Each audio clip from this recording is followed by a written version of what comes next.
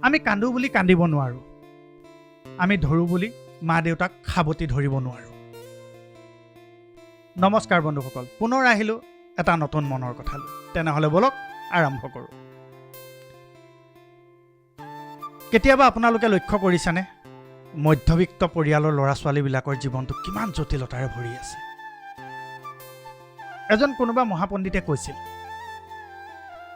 এজন ধনী ব্যক্তিয়ে যিমানটো টেনশ্যন লৈ পেলাই তেওঁ আত্মহত্যা কৰে, এজন মধ্যবিত্ত পৰিয়ালৰ ল'ৰা বা ছোৱালীয়ে সিমানখিনি সমস্যা মূৰত লৈ জন্মগ্ৰহণ কৰে। হয়তো আমাৰ মিডল ক্লাছ ফেমিলিৰ জীৱনটোৱে তেনেকুৱা। না আমি চৰকাৰী কিবা আঁচনি পাওঁ, না আমি ভিক্ষা কৰিব পাৰোঁ, না আমি কাৰোবাৰ ওচৰত হাত পাতিব পাৰোঁ। মধ্যবিত্ত পৰিয়ালৰ মানুহবোৰক দেখিলে সকলোৱে এটাই ভাবে, এওঁলোকৰ হাতত বহুত টকা পইচা সা সম্পত্তি আছে বা এওঁলোকৰ জীৱনটো বহু সুখৰ। কিন্তু যিসকল মধ্যবিত্ত পৰিয়ালৰ পৰা আহে তেওঁলোকেহে আচল কথাটো গম পায়। মধ্যবিত্ত পৰিয়ালত জন্মগ্ৰহণ কৰাটো বা মধ্যবিত্ত পৰিয়ালত ডাঙৰ দীঘল হোৱাটো জীৱনটো কিমান জটিলতাৰে ভৰি আছে। আমি মধ্যবিত্ত পৰিয়ালৰ ল'ৰা ছোৱালীয়ে কেতিয়াও নিজৰ মাক দেউতাকক ধৰোঁ বুলি সাৱটি ধৰি আই লাভ ইউ ক'ব নোৱাৰোঁ। বা আমি মধ্যবিত্ত পৰিয়ালৰ ল'ৰা ছোৱালীয়ে আমি দেউতাৰ আগত গৈ কেতিয়াও অমুকটো বস্তু লাগিব বুলি দেউতাৰ আগত চিঞৰি কথা ক'ব নোৱাৰোঁ। কাৰণ আমিও জানো, আমি যিমান চিঞৰিলেও যিমান কান্দিলেও আমাৰ দেউতাই সেইটো বস্তু আমাক খুব সোনকালে আনি দিব নোৱাৰে। আমাৰ মধ্যবিত্ত পৰিয়ালৰ ল'ৰা ছোৱালীবোৰক মাক দেউতাকে তেওঁলোকৰ জীৱন গঢ়োতে গঢ়োতে নিজৰ চেণ্ডেলৰ তলুৱা হৈ যায়, নিজৰ শ্বাৰ্ট পিছফালৰ পৰা ফালি ফুটা ওলাই যায়। তথাপিও মা দেউতাই কেতিয়াও পিছলৈ খোজ নিদিয়ে। কাৰণ মা দেউতাৰ সদায় এটাই আশা, আমি যিটো জীৱনত জীয়াই আছোঁ আমাৰ ল'ৰা বা ছোৱালীজনীয়ে সেইটো জীৱনত থাকি অলপ উন্নত জীৱন এটালৈ আগবাঢ়ি যাওক। আমাৰ মধ্যবিত্ত পৰিয়ালৰ ল'ৰা ছোৱালীবিলাকৰ জীৱনটো কেনেধৰণৰ? আমি কাকো মুখ খুলি কথা ক'ব নোৱাৰোঁ। আমি মানুহক নাই বুলিও ক'ব নোৱাৰোঁ, আছে বুলিও ক'ব নোৱাৰোঁ।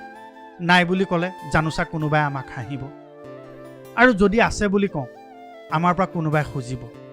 আমি জীৱনত এনেকুৱা এটা জেগাত থিয় হৈ আছোঁ যিটো জেগাত দুখন নাৱত দুটা ভৰি থৈ পাৰ হৈ যাবলৈ বিচাৰি আছোঁ। আমি ইখন নাও এৰি দিব নোৱাৰোঁ, সিখন নাও এৰি দিব নোৱাৰোঁ। এখন নাৱে যদি আমাৰ জীৱনৰ সপোনবোৰ কঢ়িয়াই লৈ গৈ আছে আৰু আনখন নাৱে আমাৰ পৰিয়ালৰ দায়িত্ব সমস্যাসমূহ কঢ়িয়াই লৈ গৈ আছে। দুয়োখন নাৱতে আমি সমানে ভৰি দি আগুৱাই যাবলগীয়া হৈ আছে। আমি মধ্যবিত্ত পৰিয়ালৰ ল'ৰা ছোৱালীসকলে কেতিয়াও কাৰো আগত দুখ প্ৰকাশ কৰিব নোৱাৰোঁ। জানোচা দুখ প্ৰকাশ কৰিলে কাৰোবাৰ পুতৌ পাত্ৰ হৈ যাওঁ, সেইটো আমাৰ ভয় থাকে। আমি মুখ খুলি কান্দিব নোৱাৰোঁ, মুখ খুলি কাকো কথা ক'ব নোৱাৰোঁ।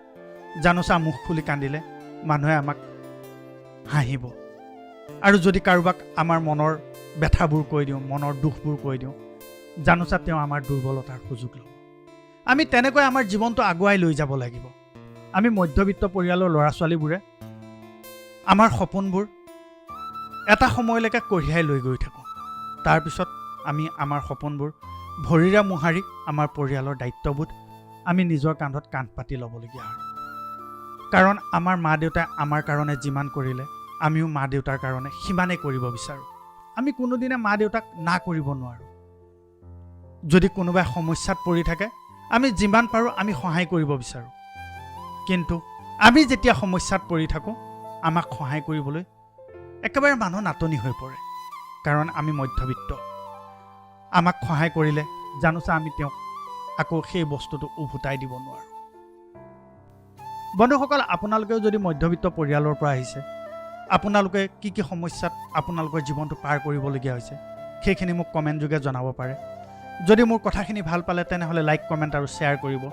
যিসকলে মোৰ চেনেলটোলৈ নতুনকৈ আহিছে সেইসকলে মোৰ চেনেল ছাবস্ক্ৰাইব কৰি দিব আৰু বেল আইকনটো দবাই দিব, যাতে মোৰ সকলো ভিডিঅ' আগতীয়াকৈ পাই থাকে। বন্ধুসকল, প্ৰতি সপ্তাহে এটা নতুন মনৰ কথা লৈ আপোনালোকৰ মাজত অহাৰ প্ৰতিশ্ৰুতিৰে আজিলৈ আহিছোঁ।